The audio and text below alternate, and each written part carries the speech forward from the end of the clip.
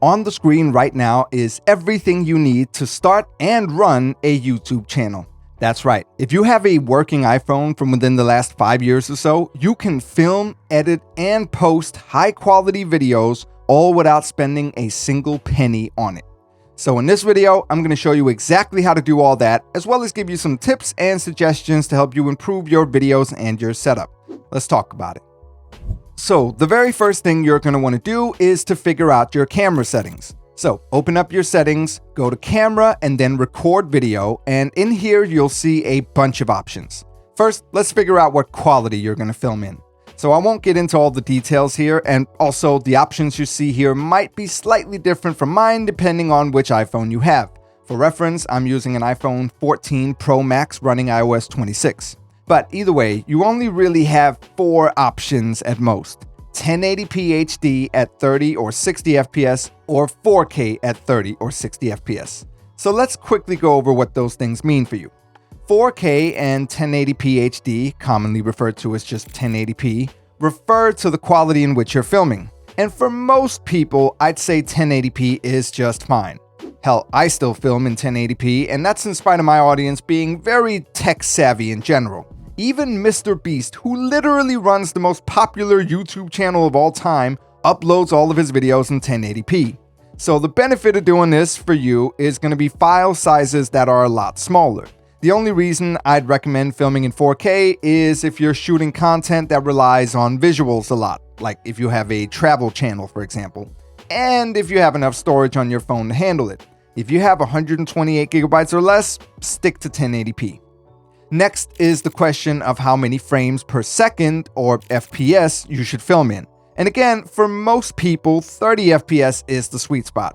24 FPS is the same as what they use in Hollywood movies, but unless you really know what you're doing, it's not going to translate that cinematic look to your videos, and it'll most likely just end up looking choppy instead. Whereas 60 FPS is going to give you that ultra smooth motion, sort of like that motion smoothing setting that you have to turn off on your TV if you don't want Tom Cruise to break into your house and kill you. Now, I do actually shoot everything in 60 FPS, but I export it to 30 anyway, and I only film that way in case I want to slow some footage down to half speed without it looking choppy. That being said, 60 FPS is great, and you should definitely choose it if you have something like a gaming channel, or if you plan on doing lots of slowed down footage, like for a travel vlog or anything where you're out and about. Just, again, make sure you have enough space on your device to handle it. Other than those two, I would turn off everything except for enhanced stabilization, lock camera, and lock white balance. And that's it. Next, you're going to want to find a location to film in. Now, this will obviously vary a lot depending on what you're filming and what your home looks like. Of course, if you're doing traveling vlogs or something like a regular vlog, shooting what you do every day, then you're going to want to go handheld and just film a lot that way. But for those of you who need to film in a certain location in your home, there are a few things you're going to want to consider. First, the background.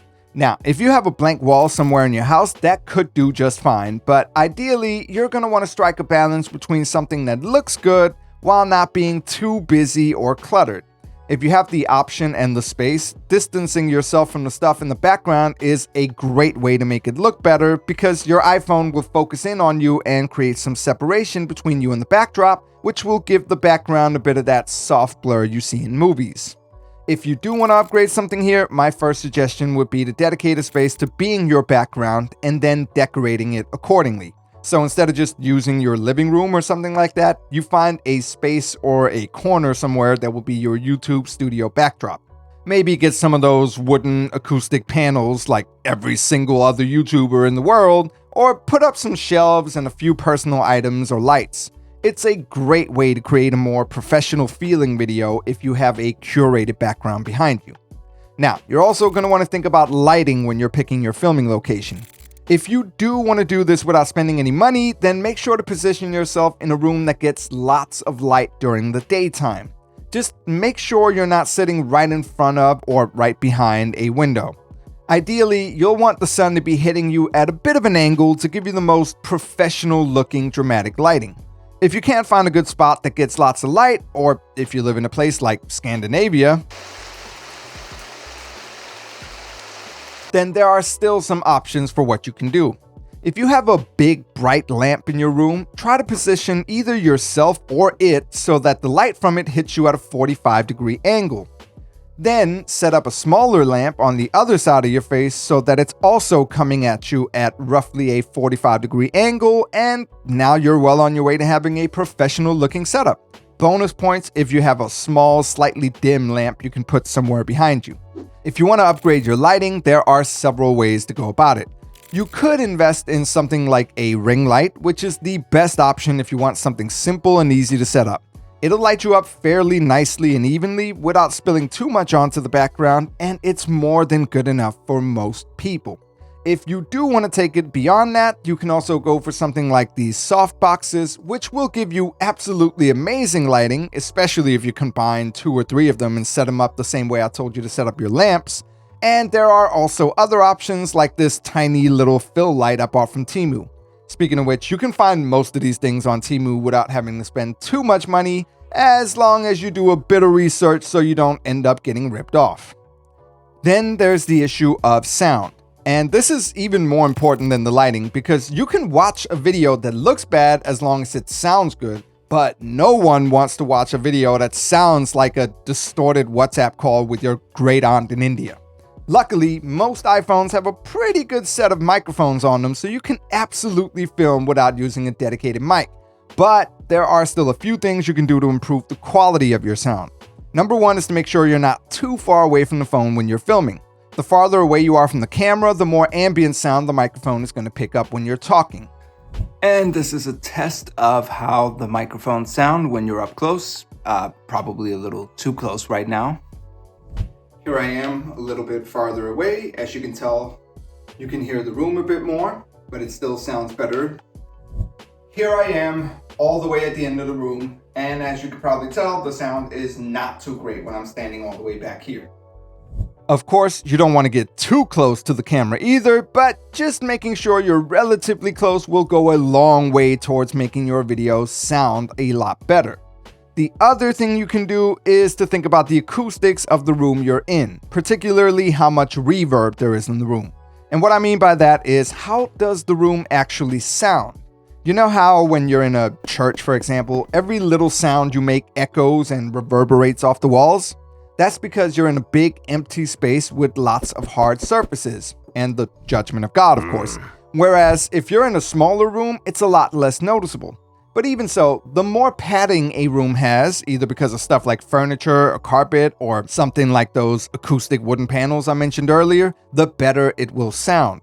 So try to either pick a space with nice acoustics or to fill out the space surrounding you so that it sounds better. Of course, the obvious upgrade suggestion here would be to get a microphone. Personally, I recommend something like the Lark M2S from Hollyland, which is a very discreet, low-budget lavalier mic which you can clip onto your clothes, and which come in different versions such as a USB-C or a Lightning version, which can connect directly to your iPhone and will give you way better sound in your videos without too much hassle or setup needed. Alright, with all that out of the way, it's time to actually frame your shot. Now again, if you're vlogging or you're filming B-roll, this obviously won't apply. But in case you do need a static shot of yourself talking to the camera, like this, here's what to do. First, you're going to want to get your phone to roughly eye level. And if you don't have a tripod, you can use something else like a table, a stack of books, a lamp, a kettle, really anything you can think of as long as it's firm and heavy enough that it won't move once you prop a phone up against it. But before you place your phone, you're going to have to look at how the shot is going to look, especially how you fit into the frame. And here is where it gets a bit tricky. You see, you're going to want to film with the main camera on the back, meaning the screen will be facing away from you when you're filming. So there are a few different ways to ensure that you line up properly in the frame. The easiest is to get someone else to help you. Just position yourself in the spot where you want to film and have them find the proper angle on your phone, then use something to prop the phone up to that level. If you don't have someone else to help you, you can also try to place a mirror behind the phone so you're able to see the screen while you're filming, or to just do a few test runs while you film a bit, then run over and check the footage and make adjustments if needed. As for how to frame yourself in the footage, that's really up for you to decide. Maybe you want to be super close, maybe you want your whole body on camera. It depends on what you're going for and what you think fits your style. The important part to remember is just to make sure the top of your head isn't cut off and that at least some part of your upper body is visible as well, so you're not just a floating head. There is only one upgrade to consider here, and it is both an absolutely vital one and an ultra cheap one. Get a tripod. Honestly, you can get one of these for next to nothing, and it will make a world of difference in making it easier for you to get started with filming. Sure, you absolutely can film without using one, but honestly, it just makes it easier in every single way. And you can get either a tall one or a tiny one if you want to place it on your desk or table, and there are plenty of them that come with either a grip or a MagSafe attachment for your phone. If you do get a MagSafe one though, just make sure your cover isn't interfering with the magnets in your phone and that the tripod is actually strong enough to hold it. So, if there's only one thing you spend money on for your channel, I recommend that it's a tripod. Alright, you filmed your video and now it's time to edit it. And guess what? You can do that right there from your phone as well. In fact, I edited the first couple of videos from this channel right here on my iPhone 14 Pro Max. Anyway, I'm not going to go over the details of how to edit your video because that would take up a whole video of its own. Although if you do want to see that, leave a comment down below and I'll make a video about that next. But I do have a few tips. For those of you who are brand new to editing, I suggest either going with something like iMovie or CapCut, both of which are free, though CapCut does offer some in-app purchases.